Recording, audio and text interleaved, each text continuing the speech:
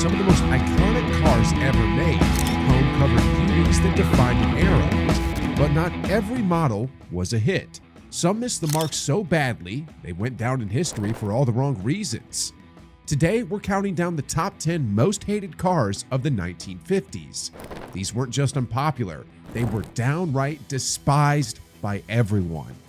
We've got cars in this list that look like upside-down bathtubs, engines that could barely sputter to life, and designs so strange they made people wonder, what were these guys thinking? One of these cars even flopped so badly, it almost bankrupted the brand. Oh, and our number one car? It's got a reputation as the worst of the decade, a legacy it can't shake. So buckle up, because these cars make you cringe. Let's start with the car that was practically the symbol of failure in the 50s, the Ford Edsel. Ford put everything into hyping the Edsel, swearing and promising it would revolutionize the American car scene. But when it hit showrooms, it was so bad people laughed as they walked away from the showrooms. Yes, it was that bad. The Edsel's design was odd, with a horse collar grille that only the designers loved. Everyone else hated it. And when it came to functionality, this absolute flop came with push-button transmission controls in the center of the steering wheel, which drivers found confusing and awkward, making the driving experience much worse. Ford sank about $250 million into this car, only to have it flop so hard that they had to discontinue it in less than 3 years. The Edsel went down in history as one of Ford's most expensive mistakes, and the name still brings a chuckle to car enthusiasts today. At number 9, we've got the Packard Hawk, a car that aimed to be sporty but totally missed the mark. In the 1950s, Packard was struggling, and the Hawk was supposed to be their Hail Mary to attract a younger, more energetic crowd and boost sales. They started off strong with a massive 289 V8 engine and was decent enough for its time, but when it came to the design, that's when things fell apart. With a squared-off nose that looked like it was trying to be a luxury sports car and a drooping tail, the Hawk looked awkward and mismatched, like it couldn't decide if it was supposed to be edgy or elegant. Packard's older, loyal fans were playing horrified by the design, and new buyers, they found it too weird and just plain awkward. Inside, things didn't get much better. Packard went for luxury sport, but it ended up being a jarring mix of chrome, plastic, and awkwardly placed buttons. The dashboard looked less like a car and more like someone who had lost a bet with a jukebox. It was trying to scream luxury, but just ended up looking like it couldn't make up its mind. As sales tanked, Packard's reputation went with it. They lost so much ground they had to merge with Studebaker shortly after. The Hawk is now remembered as one of the last cars to bear the Packard name before they faded into history. While Packard tried to lure a younger, energetic crowd, Dodge decided to try and woo the female drivers, but it backfired so spectacularly, Dodge should have offered a public apology for that horrible flop. You see, someone at Dodge had the bright idea that women wanted pink interiors, rosebud trim, and even a matching purse. Yes, they actually included a purse with the car. The La Femme came decked out in shades like heather rose and sapphire white, complete with custom makeup kits, rain bonnets, and even matching raincoats. It was less a car and more like a lifestyle package, a whole wardrobe on wheels.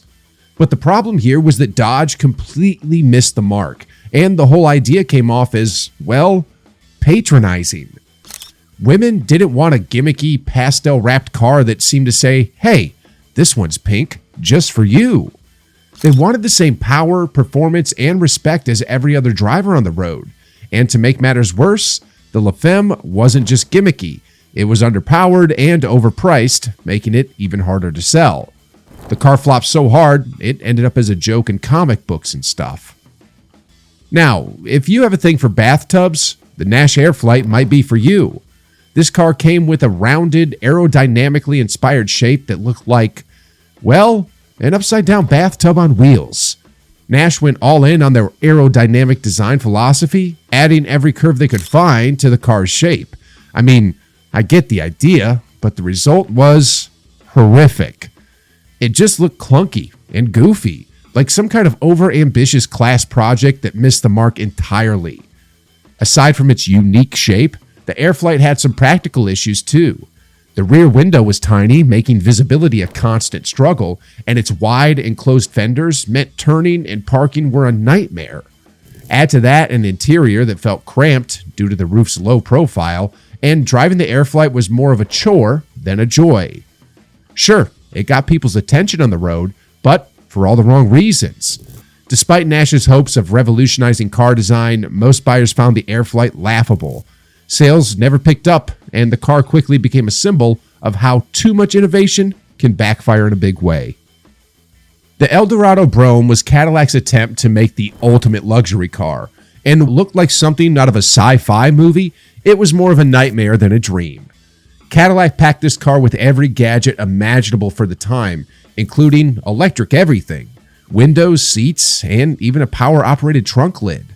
To top it all off, they even managed to fit a minibar in the glove compartment, making it as luxurious and over-the-top as possible. But those extras came at a whopping $13,000, which was more than enough to buy a comfortable house back in the late 50s. With giant tail fins and enough chrome to practically blind anyone looking, the Cadillac Eldorado Brougham looked more like a spaceship than a car. It was supposed to be sleek and futuristic, but the design ended up so over the top that buyers found it excessive. Those massive tail fins made it a challenge to park, especially in tight city spots, and nobody wanted to be cruising around in that much reflective chrome on sunny days. Combined with its sky-high price, the Eldorado Brougham's polarizing design led to disappointing sales, and Cadillac quietly retired it after a short run.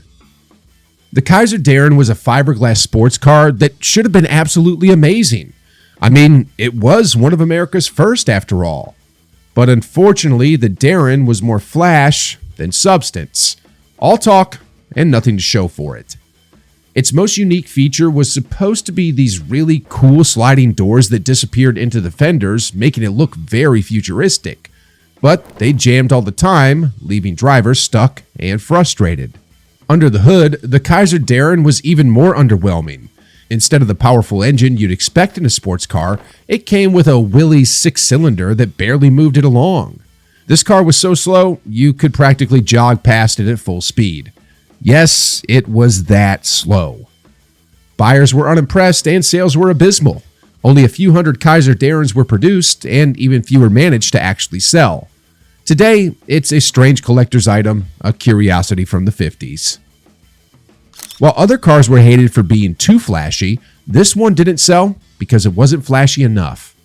You see, at the time, Rolls-Royce was the most luxurious car you could get, and Lincoln wanted to rival this so bad. So what did they do?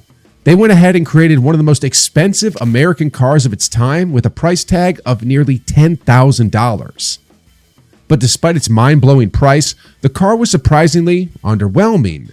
It just didn't have the wow factor buyers were expecting in a high-end luxury model. Lincoln focused so much on making the Mark II with the best materials that they forgot to at least make it look the part. They went all in on top-quality leather, hand-finished paint, and an almost obsessive attention to detail. But while it was luxurious in feel, the design was so restrained that it missed the visual impact buyers wanted in a high-end car. People expected something elegant and attention-grabbing, not a car that just blended quietly into the background. This approach made Mark II seem almost too humble for its price, and luxury buyers didn't see the value. As a result, sales were slow, and Lincoln quietly retired it after a short run. The Handyman station wagon was Chevy's definition of bare-bones family transport, and it didn't disappoint in that department. The car was stripped down with the essentials: minimal comforts, zero frills, and all the excitement of a grocery cart on wheels. It was the car your dad would drive purely to get from point A to point B with nothing thrilling about it.